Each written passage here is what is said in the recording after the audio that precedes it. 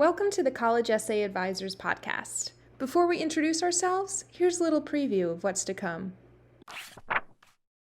The activities list will not have people in it, most likely. It's not going to be like, and I received Mhm. these hand-drawn notes. And so emphasizing people in the essays is a way to, if you're going to like overlap it all with something already listed in the activity list, this is your chance to bring in real humans and interaction.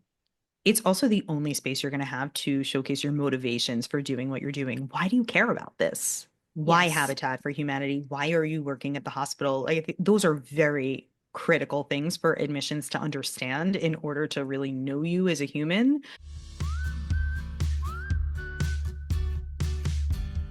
Welcome to the College Essay Advisors podcast, an ongoing exploration of how to write admissions essays that get you noticed and accepted.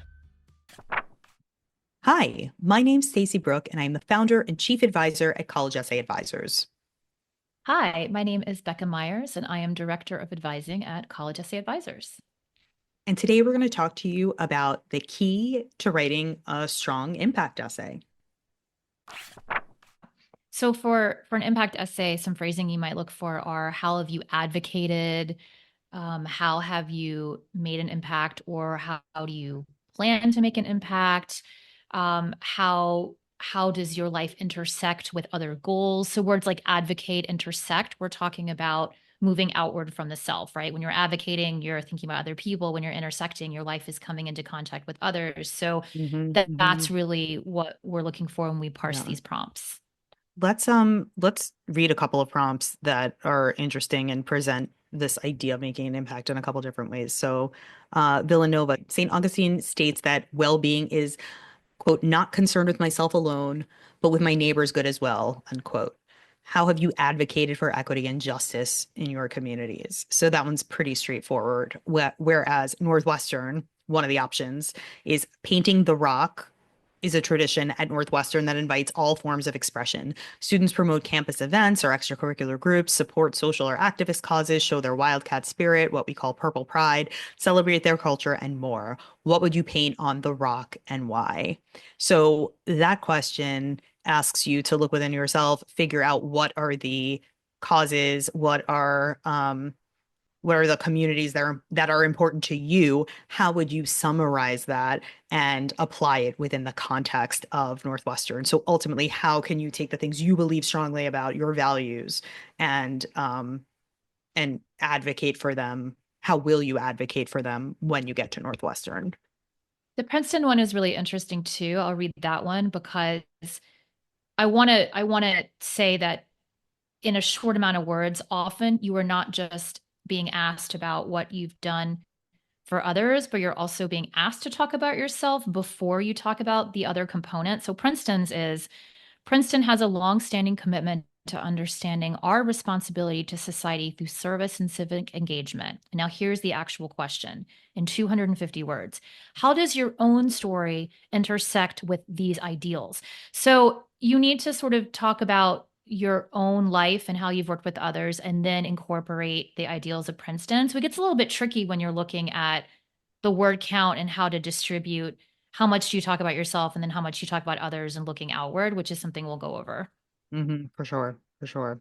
Um, to just get started on helping shortcut you to like what kind of scenarios can you address when being asked these questions? I think some things that come up pretty often and that are successful include, but are not limited to, volunteering. So unboxing at the food pantry, tutoring middle schoolers, helping the elderly with technology, leadership. So stage managing at a theater camp or assistant coaching Little League or anything along those lines. Activism, so organizing protests, having people sign a petition. Family, just like taking care of your grandma after school, picking up your younger siblings from their activities, doing something with your parents on the weekend that helps the community. The volunteering, leadership, and activism that Stacey just went over, often those will appear in your activities list, right? That's true. Your This is 10 true. activities Yes. that you can pick. And so one of the things I ask students is to think outside of that already given material, which is why the family one is so rich for me, because I Agreed. don't think anywhere else on your application might it say that you run a food truck with your parents on the weekends. So to talk about that allows admissions to have a Yeah. completely different portrait of you. And it's not, it might be listed in your top 10 Yeah, activities, that but one it might might, not, but right? helping, It might be. taking care of your siblings, taking care of your grandparents, doing any of the many things that people do to contribute to their family unit. I think especially if they represent your maturity, your ability to take on adult responsibility, and you have an impact on the people that are closest to you, I think that that's very powerful. That can be really powerful.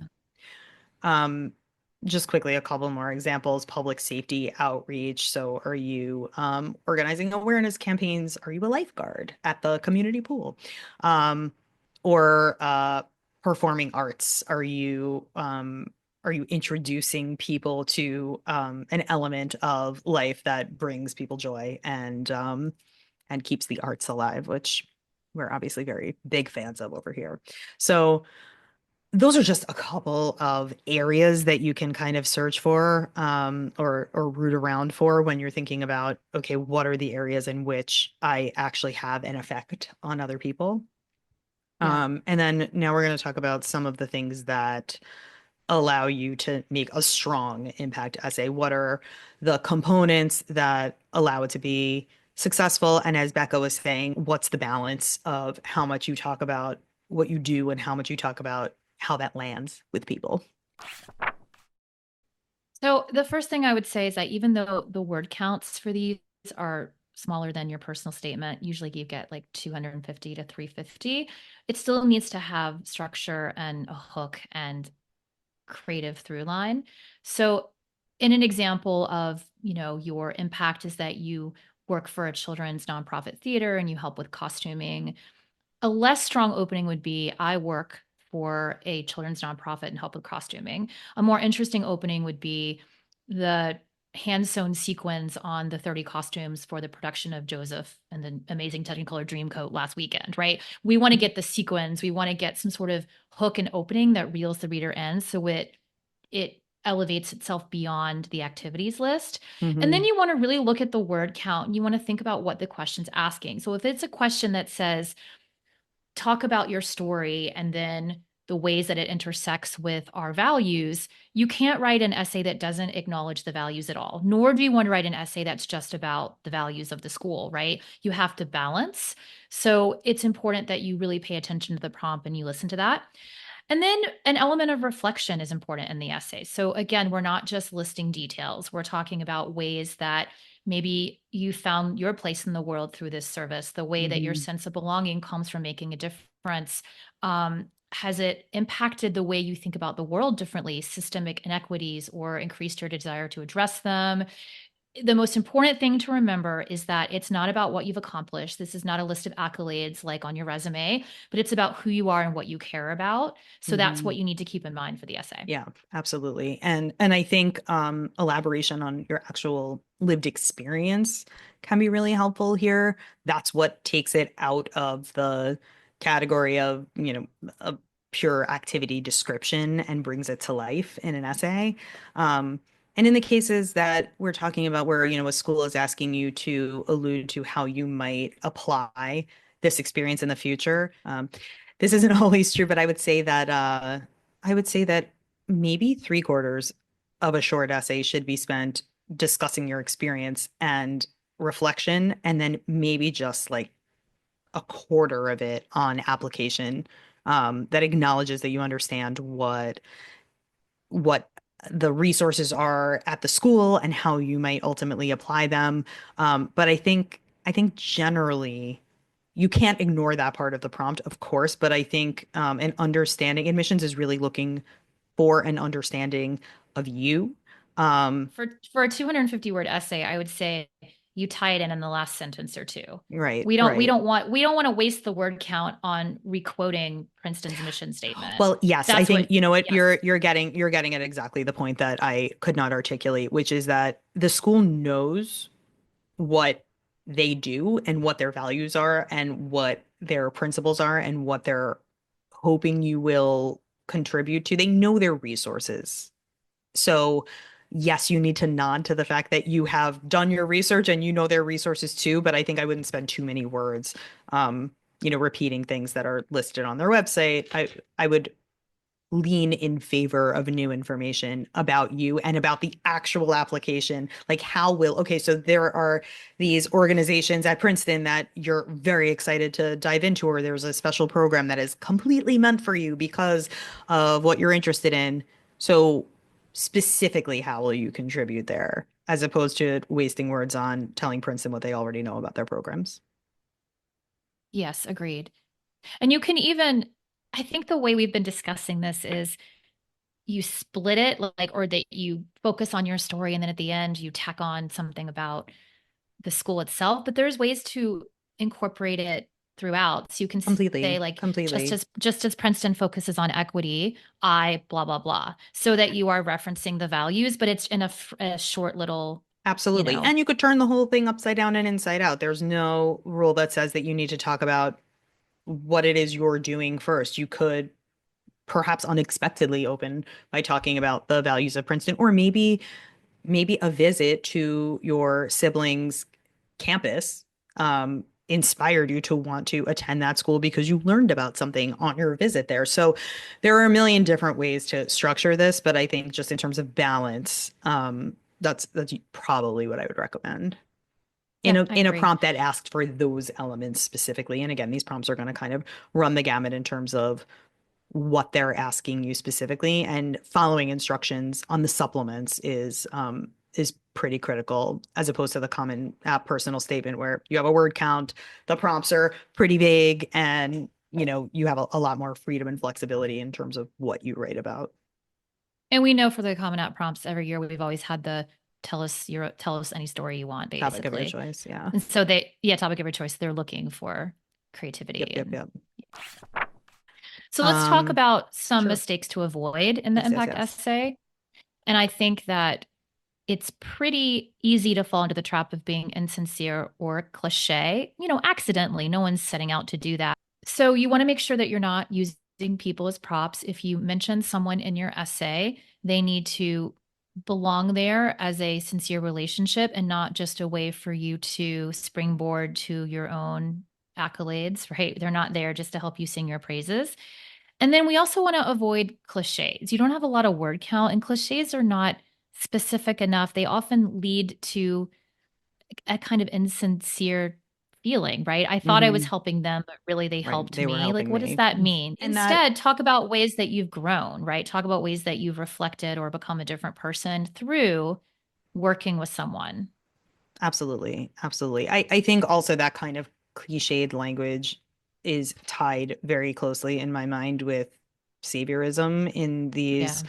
community service and impact essays, where ultimately the point of your service becomes like the inspiration for your service, or at least what your takeaway is about you, not about the community you're impacting. And yes, of course, we want reflection, but I think there's a fine line between presenting your service or your desire to make an impact in a way that shows that you genuinely care about the community you're serving, and one that and something that alludes to how good it makes you feel, which is totally valid. But I think it also diminishes sometimes the value of what you're actually doing for other people. Right. Avoiding cliches is pretty critical in these, because phrases like, yeah, ultimately I realized I wasn't really helping them, they were helping me, does not say anything specific about what it is your values and belief systems are. And I think in order for it not to feel trite, you really need to demonstrate for the reader, well, but how did it help you? Like, what ultimately did it change within your Mhm. thought process, within the way that you operate? And only in that kind of reflection can you get to meaning that matters.